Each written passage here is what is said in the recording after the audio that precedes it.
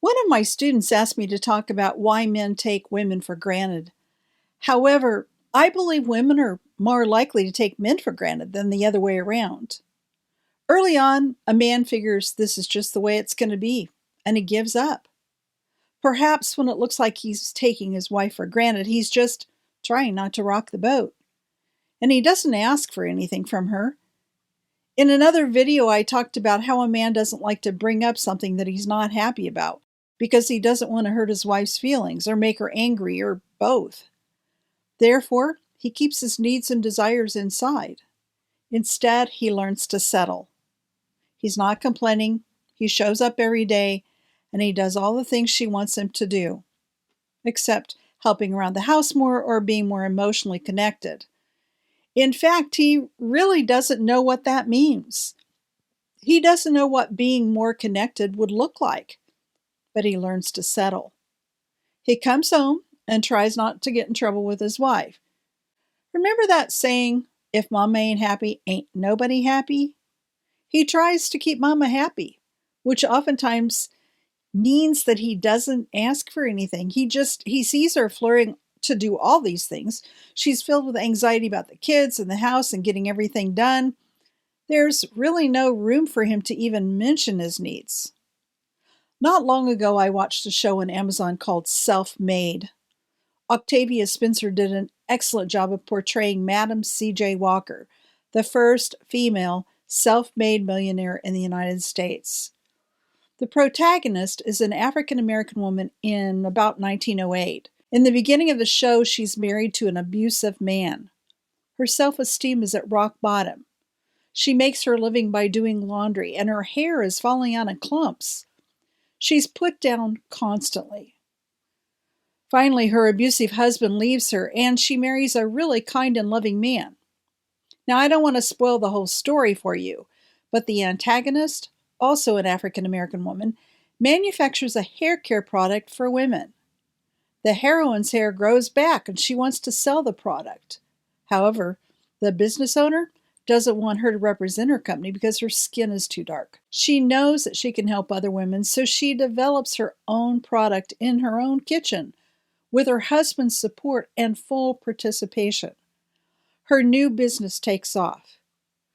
The reason this show comes to mind is that at one point, her truly loving husband made suggestions about how he could help her get the rich men in their community to invest in her company so she could open a factory. And she dismissed him. She totally pushed him aside. She said, "No, this is my company." She kept referring to it as my company. She pushed a perfectly loving man to the side and told him, "I don't need you. I don't need your input." Well, she did find a way. Obviously, the story is that she was a self-made millionaire. In the process, she totally disrespected her husband. He even said, "What good am I?" She had him doing women's hair, and there were things that he was even more capable of doing to help. I believe his specialty was advertising, but she wouldn't listen to his input. She took him for granted. I'll let you watch the show for yourself to see what happened next. Now, before you attack me for my position, I want you to know that I don't think women should submit to all men. We've got rights. We've got brains and we can do hard stuff. But when we've got a husband, we need to learn how to work together. Nothing in the marriage is ever mine or yours. It's ours. It's something we do together. There's been a major cultural shift in gender relations. Some men, spurred on by their own vulnerability, used to suppress women to help themselves feel better.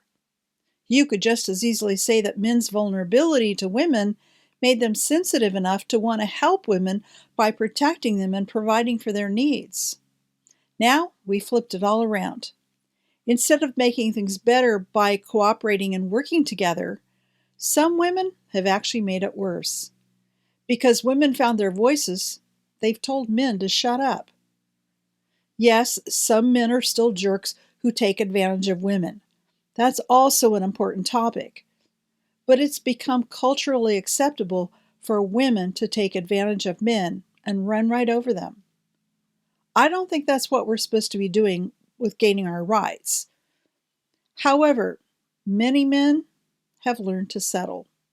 They've lost their voices, and everything revolves around the woman now. I believe the swing from one extreme to the other is the product of men and women being grossly misinformed about how a healthy marital relationship is supposed to operate. Instead of following the crowd, we need to learn to appreciate our spouses. If you'd like to know how that works, just enroll in my free classes at drdebismith.com. And remember, I'm here to help.